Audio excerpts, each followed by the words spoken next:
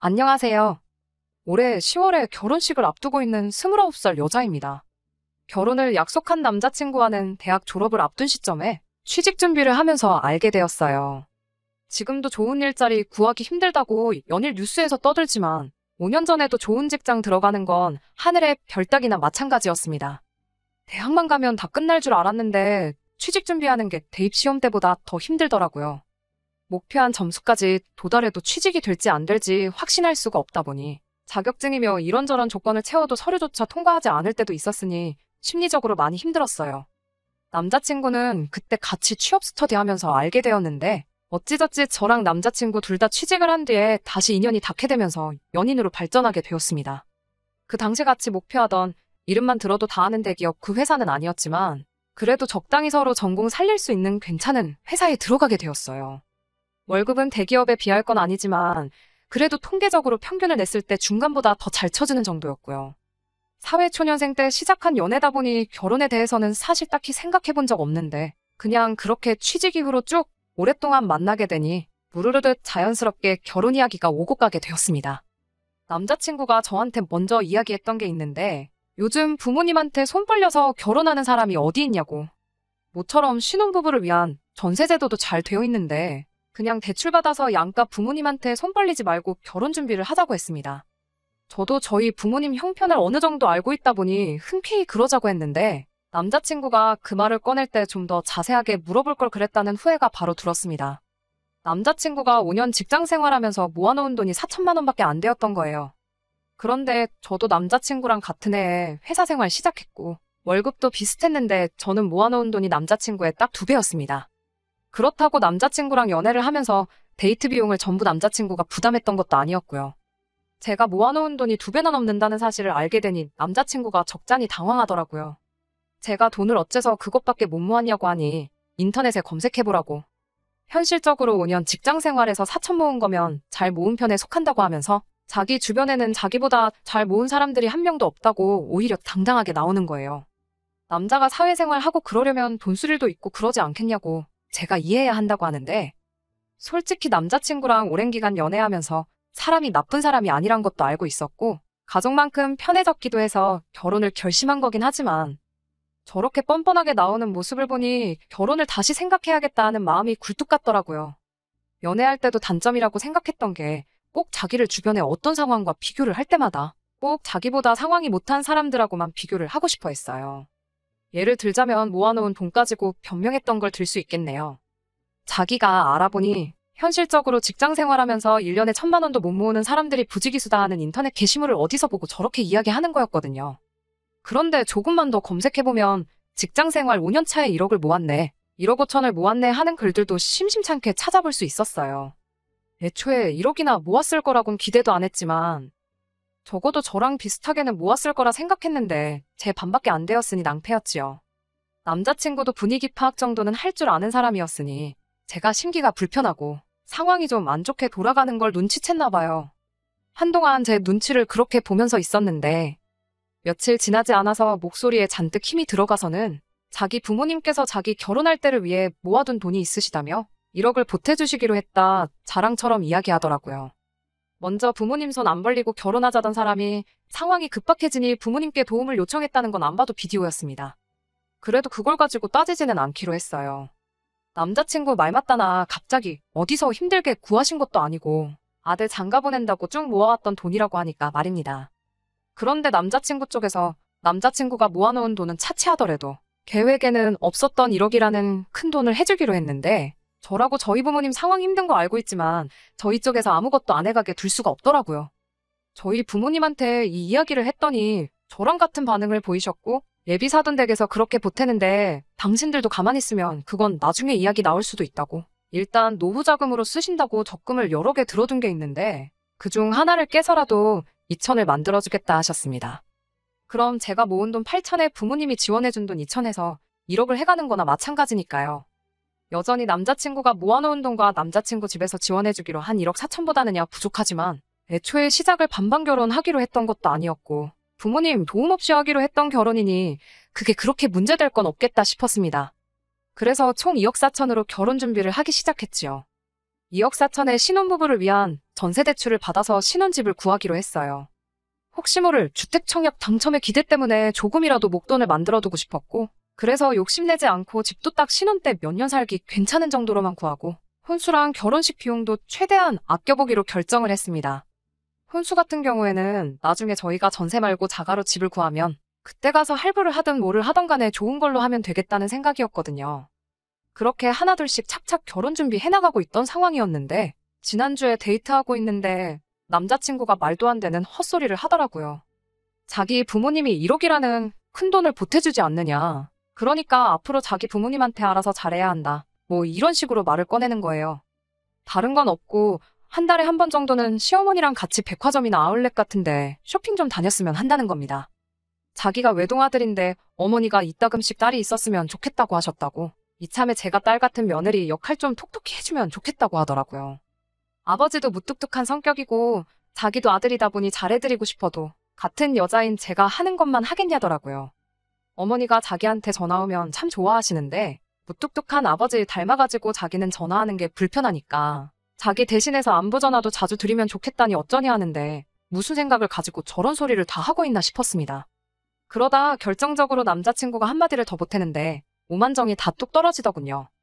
저보고 이제 여자친구가 아니고 며느리가 되는 거니까 시댁에 가면 불편한 티도 내지 말고 손님처럼 가만히 있지 말라는 겁니다. 왜 저런 이야기를 하나 했더니 결혼 허락 받으면서 예비 시댁에 들렀던 날 일에 대해서 말을 꺼내더라고요. 그래도 처음 인사드리러 간다고 해서 샤인머스켓 한 상자 사들고 인사드리러 갔었어요. 자리가 아무래도 어려운 자리다 보니 조금 어색하긴 했지만 최대한 자연스럽게 있으려고 노력했어요. 불편한 티는 최대한 내지 않으려고 노력했었는데 남자친구 눈에는 제가 많이 불편해하는 게 보였나 봐요. 이미 남자친구는 저희 집에 먼저 인사를 드렸고 그때 결혼 허락이고 다 받고 간단한 대화 몇 마디 나눴던 상황이었습니다. 적어도 남자친구가 저희 부모님께 인사드리러 왔을 때 물어보는 말에 로봇처럼 대답만 하고 뻣뻣하게 얼어붙어 있던 거 생각해보면 제가 그렇게 불편해했다고는 생각하지는 않았는데 사람마다 느끼는 게 다르니까 뭐 할 말은 없어요. 제가 가고 나서 무슨 이야기가 오고 갔길래 불편한 티를 냈다는지는 모르겠지만 손님처럼 가만히 있지 말라는 말은 무슨 말인지 짚고 넘어가야겠더라고요. 그러니까 남자친구가 대답이라고 한다는 소리가 그날 있었던 일을 가지고 걸고 넘어지더라고요. 자기 어머니가 식사 준비한다고 음식 차리고 있는데 가만 앉아만 있던 게 좀 보기 그랬다고 하는 거예요. 식사 끝나고 나서도 말이라도 설거지는 내가 하겠다 한마디 했으면 얼마나 보기 좋았겠냐고. 식사 끝나고 나서도 과일 몇 개를 내주셨는데 이젠 남자친구 어머니도 아니고 시어머니 되실 분이 과일을 자르고 계시는데 칼이라도 뺏는 신용이라도 했어야 한다는 거예요. 과일 이야기가 나와서 말인데 저도 그때 조금 서운했던 게 있었어요. 제가 샤인머스켓이며 이런저런 수입 과일들 여러 개를 사갔는데 솔직히 샤인머스켓 그거 예전만큼 비싸고 없어서 못 먹는 과일도 아닌데 제가 사간 과일들은 그대로 두고 어디 냉장고에 몇 달은 처박아 두신 건가 싶은 말라 비틀어진 사과 몇 개 썰어주신 게 전부였어요. 괜히 사간 거 생색내는 것 같아 아무 말도 안 하긴 했지만 서운했던 거 꺼내면 저도 한두 가지 아니지요. 당장 남자친구가 저희 집에 인사하러 왔을 때 빈손으로 왔던 거 하며 그런데 되려 지난 이야기 끄집어내가며 그땐 그랬고 저땐 저랬지 하며 앞으로 잘하라는 소리가 뭔가 싶더라고요. 그리고 여태까지 조용히 말 한마디 없다가 자기 부모님이 1억 보태주기로 했다고 큰 소리 떵떵 치는 것도 어이가 없었습니다. 남자친구한테 뭘 그런 것까지 미리 정해놓고 하느냐고. 결혼하면 며느리돌이 알아서 할 텐데 그렇게 대놓고 대리요도 강요하는 거 솔직히 말해서 좀 꼴불견이라고 솔직하게 제 생각을 말했습니다. 그리고 당신은 얼마나 우리 집에 사위돌이 잘하려고 그런 부탁을 하느냐고 따졌더니 남자친구는 오만상을 찌푸리며 내가 왜? 라는 반응으로 나오더라고요. 그러면서 한다는 말이 너네 집에서는 2천 보태주는 데 비해 우리 부모님은 1억이나 해주시지 않냐고. 그러니까 도리를 해야 되는 건 내가 아니고 너라고 하면서 딱 잘라서 말을 하더라고요. 여태 너 하는 꼴 보니 우리 부모님한테 그렇게 감사해야 하는 것 같지도 않아서 꺼낸 말이라며 결혼하면 알아서 잘하겠다고 회피하지 말고 노력하는 모습을 보이라네요. 결국 남자친구와는 그날 더 말이 통하지 않아서 그렇게 결론도 내지 못한 채 집에 돌아왔습니다. 원래는 퇴근하면 평일에도 가끔씩 만나서 결혼 준비한다고 만나 사소한 이야기 나누고 겸사겸사 데이트도 하고 돌아왔는데 오늘까지도 그냥 일 핑계 대면서 자리를 피하고 있어요. 결혼 이야기 오고 간 지 얼마나 됐다고. 차라리 사소한 걸로 자존심 싸움하는 거였다면 차라리 제가 아무 말도 안 했겠는데 시작부터 이런 역대급 대리요도 이야기를 꺼낼 줄은 몰랐습니다. 막말로 말이 남자친구 부모님이 1억을 해준다는 거지. 엄밀히 따지고 보면 저희 집보다 4천만 원 더 해오는 거거든요. 그걸 바꿔서 말하면 애초에 양가 부모님 지원 없었으면 남자친구가 저보다 4천만 원 덜 해오는 상황이었고요. 지금도 이러는데 만약에 저희 부모님이 2천만 원도 안 해주신다 했으면 얼마나 그걸 가지고 큰 소리를 떵떵 쳤을지 싶어요. 4천 차이에 이 정도인데 그게 6천만 원이었으면 조선시대 때 마냥 시부모님 상 차려드리고 저는 뭐 부엌 구석에 상 펴놓고 혼자 찬밥을 먹으라고 하고도 남았겠다 하는 생각도 들고요. 솔직히 결혼이고 뭐고 그냥 다 때려치고 싶은 심정입니다. 안녕하세요. 돈 얼마 더 해온다고 역대급 대리요도 강요하는 남자친구 때문에 사연을 보냈던 쓰니입니다. 댓글로 조언 남겨주신 분들께도 너무 감사드립니다. 남자친구와는 사연 올린 이후로 2주 동안 바쁘다는 이유로 안 만났어요. 주말에는 친구들하고 예전에 정해놓은 선약이 있다고 핑계대고 자리를 피했고요. 평소 같으면 회사 나가는 평일이라 할지라도 일주일에 2-번 정도는 남자친구랑 데이트를 하고 집에 들어오던 저였으니 칼퇴하고 와서는 집에서 한숨만 땅이 꺼져라 쉬고 있는 저를 보고 저희 어머니께서 뭔가 낌새를 눈치채셨던 것 같아요. 무슨 일이 있었는지 물어보시길래 남자친구와 있던 일을 다 이야기해줬더니 어머니가 대수롭지 않은 듯 그게 뭔 고민이냐고 하면서 언제 날 잡아서 남자친구나 한번 다시 집에 데려오라고 하시더라고요. 저는 파혼을 해야 하나 말아야 하나 고민하고 있었는데 별일 아니라고 하시면서 집에 데리고 오라 하시니 솔직히 이해가 되지 않았습니다. 어머니도 옛날 분이시니 남자친구가 틀린 소리 하는 게 아니라고 생각하시나? 하는 생각까지 들었어요. 그 주말이 돼가지고 남자친구 보고 저희 부모님이 한번 보자시니 오라고 했어요. 2주 동안 제가 만나는 거 피하는 게 티가 날 정도로 행동했으면 어느 정도 눈치를 챘으면 좋으련만 자기가 불리한 상황에서는 그렇게 눈치가 빠르더니 아직도 기고만장해 있던 남자친구는 장인 장모님이 사위를 벌써부터 오라가라 하신다고 짜증 섞인 말투로 농담을 다 하더라고요. 집단에는 농담이라고 능청스럽게 말하긴 했지만 그 말 한마디에서부터 이미 남자친구가 평소에 어떻게 생각하고 있는지 잘 말해주는 거라 생각했습니다. 그리고 저녁 시간 맞춰서 남자친구가 저희 집에 찾아왔는데 기대는 안 했지만 역시나 또 빈손으로 몸만 덜렁 왔더라고요. 제가 그걸 가지고 뭐라 한마디 했더니 저보고 괜찮겠냐고 자기가 뭐 사왔으면 또 벌써 2만 원만큼 결혼 비용에서 차이가 나지 않겠냐고 이죽거리는데 솔직히 한 대 걷어차주고 싶더라고요. 아무튼 그렇게 저희 집에서 부모님과 남자친구 저 이렇게 넷이서 식사를 했습니다. 식사 끝나고 나서 어머니가 남자친구한테 할 이야기가 있으니 이쪽으로 와보라고 하시더라고요. 남자친구가 자리에 앉자마자 어머니가 통장 몇 개를 꺼내시는데 그 통장들은 부모님이 노후자금 하신다고 적금 여러 개 쪼개서 들고 있는 통장이었어요. 아직 만기가 한참 남은 것도 있고 그런데 대충 그 통장에 있는 돈만 합쳐보면 1억 3천 정도 되는 금액이 들어있었습니다. 그리고 어머니는 남자친구한테 이 돈을 결혼자금으로 주시겠다 하더라고요. 남자친구도 솔깃했을 거예요. 그 돈이면 신혼집 전세는 대출 따로 받을 필요 없이 구할 수 있었거든요. 아무리 이자가 싸도 아예 안 내는 것보다 쌀 수는 없잖아요. 어머니께선 그 통장을 모아들고는 남자친구한테 건네는 신용을 하면서 한마디 하시더라고요. 그럼 우리 집에서는 도합 1억 5천을 해주는 건데 앞으로 어떤 사위가 될 건가 한번 말해보라고 말이지요. 남자친구는 통장을 받아들이려고 뻗은 손을 공중에 멈춰서는 잔뜩 당황해서 시간이 정지한 것처럼 그대로 얼어붙어 있었습니다. 당황해서 한마디도 잊지 못하고 있던 남자친구를 두고 저희 부모님이 말씀하시기를 자네가 내 딸한테 무슨 이야기를 했는지 다 들었다고. 그런데 이제는 우리 집에서 돈을 더 해주는 상황이 되었으니 이제는 상황이 반대가 된 게 아니냐며 똑같이 해야 되는 거 아니겠냐 하더라고요. 저희 아버지가 토요일이 되면 새벽바람부터 등산을 가고 일요일에는 조기축구회에 나가세요.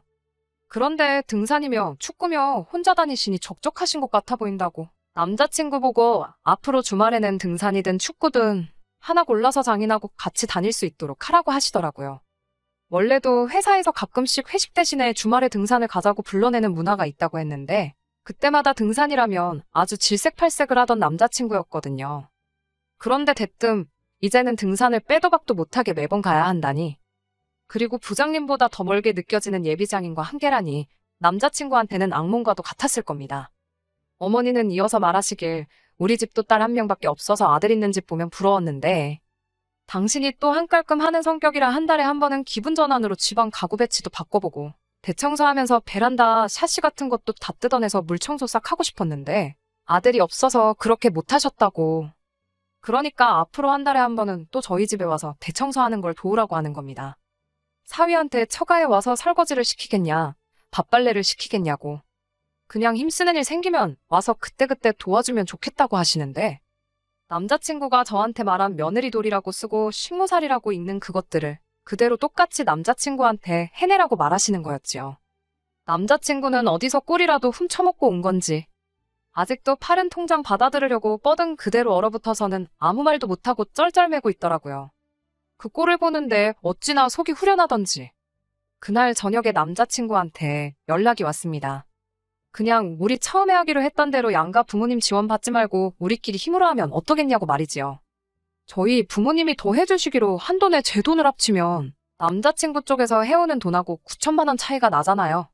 그런데 저렇게 나오는 거 보니까 아마 시댁에서 비슷하게라도 그 돈을 맞춰서 반반 결혼을 시킬 여력도 안 되는 것 같더라고요. 그러니까 이제 한다는 소리가 아예 부모님 돈은 없던 걸로 하자는 거지요. 그 말을 들으니까 이 사람이 한심한 것도 있지만 여태까지 파혼하자고 말도 꺼내지 못해 전전긍긍하던 제가 다 한심해지더라니까요. 그냥 결혼은 없던 일로 하자, 파혼하자는 말이 턱끝까지 차올랐는데 한숨 돌리고서 참아냈습니다.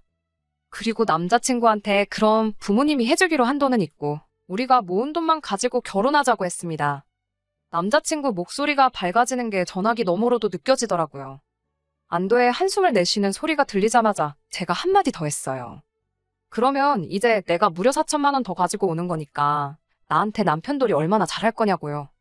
나도 쇼핑 좋아한다고 한 달에 한 번은 백화점 데려가서 좋은 거 사달라고 했지요. 꼭 명품일 필요 없다고 그냥 그때그때 갖고 싶은 거 말할 테니 그거 사주면 된다고 했습니다. 그리고 일 마치고 퇴근하고 집에 들어오면 피곤한 티 내지 말고 집안일부터 하라고 했어요. 요리는 할 줄 모를 테니까 식사 준비 정도는 내가 도와주겠다고. 대신 설거지 같은 뒷정리는 당신이 다 하고 식사 끝나고는 과일들 껍질 전부 직접 깎아서 바치라고 했지요. 요리는 못해도 과일 껍질 정도는 벗길 수 있잖아요. 제 말이 끝나기 무섭게 남자친구가 갑자기 왜 그러냐며 쩔쩔매기 시작하더라고요. 지가 분리할 때만큼은 눈치가 그렇게 빠르더니 이번에도 역시나 눈치를 챈 것 같더라고요. 그래서 남자친구한테 기억 안 나냐고 했어요. 당신 부모님이 이렇게 해주기로 했으니까 나한테 며느리 돌이라고 포장해서 강요했던 대리효도 목록을 나한테 적용시켜서 똑같이 말한 건데 뭐가 문제가 있냐고요. 당장 양가에서 부모님들이 지원해주기로 했던 돈 합쳤을 때 차이 나는 4천만 원하고 내가 모은 돈과 당신이 모은 돈에서 차이 나는 4천만 원하고 뭐가 다르냐고 했지요. 남자친구가 먼저 저에게 했고 저희 어머니가 남자친구한테 되갚아줬던 것처럼 저도 똑같이 눈에는 눈, 이에는 이로 한 방 먹여줬습니다. 남자친구가 다시 저희 집까지 찾아온다고 진심으로 사과할 테니 한 번만 용서해달라고 하는데 제가 고작 남자친구한테 사과 한마디 받자고 이렇게 쏟아낸 건 아니었지요. 그리고 그제서야 2주 동안 혼자 머리 싸매면서 고민했던 말을 직접 꺼내줄 수 있었습니다. 지금 이 시간부로 결혼은 물 건너간 거라고, 결혼은 물론이고 두 번 다시 우리 집 근처도 찾아오지 말라고, 앞으로 영영 얽히는 일 없이 남으로 살자고요. 남자친구가 파혼이 말처럼 그렇게 쉬운 거냐고.